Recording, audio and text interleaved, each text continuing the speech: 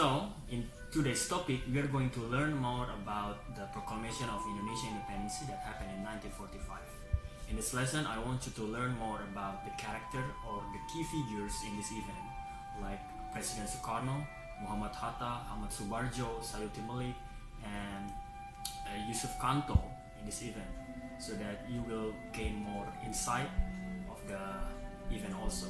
And also I want you to learn about the key events that leading to the Proclamation of Independence that happened in 17 August in 1945. So, let's get to it. Indonesia gained its opportunity to declare its independence because of Japanese loss in World War II. As you know that Japanese suffered its loss because of atomic bomb that were dropped by United States in two cities in Japan, which is city of Nagasaki and city of Hiroshima. Because of this atomic bomb causing Japanese loss in World War II, the event was taken by Indonesian as an opportunity to declare Indonesia independence in year of 1945. At the time, young generation Singgi, Dr. Muwardi, Sukarni, Wikana pushed Sukarno and Hatta to declare Indonesia independence as soon as possible due to Japanese loss in World War II. But Sukarno and Hatta, the group of leaders in Indonesia, rejected the idea of declaring Proclamation of Indonesia independence because they need to discuss it first with the member of PPKI organization. And the second thing is that because they think this young generation in Indonesia rush things too much, that's why they don't want to declare Indonesia independence as soon as possible.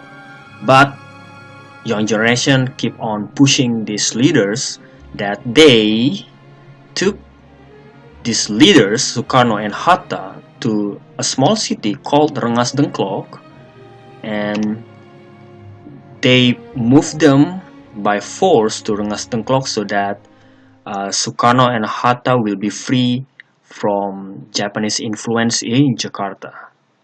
So, in Rengas Dengklok, they stay in a small house belong to Chiao Kiesong's house. Belong to Chiao Kiesong's. And in this house, they are having meeting on should they declare Indonesia independence or no. So we kinda told Sukarno in this house that they should declare Indonesia independence as soon as possible.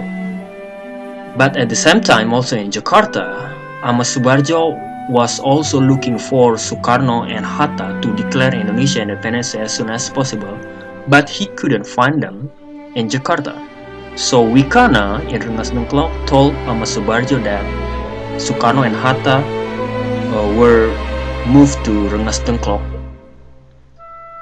in 1945. So that's why after that Ahmad Subarjo traveled to meet Sukarno and Hatta in Rengas Dengklok to have meeting whether they should or not they declare Indonesia independence. But we kind of felt Sukarno will be ready to declare Indonesia independence if only they get back to Jakarta.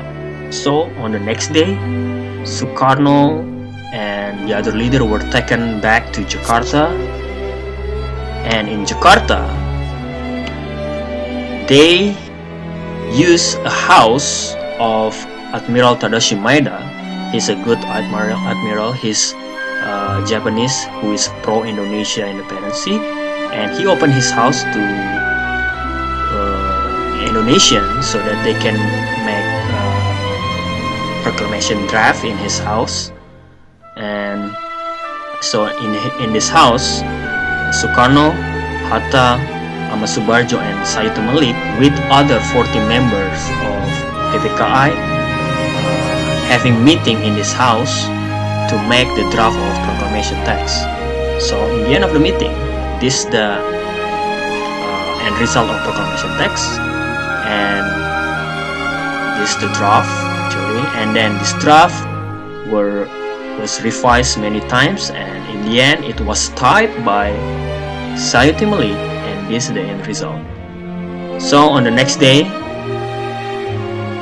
in the house of Pegangsaan Timur 56 Jakarta, this is actually Sukarno's house, they arranged an event of Proclamation of Independence Day on 17 August in 1945 right at 10 a.m. in the morning.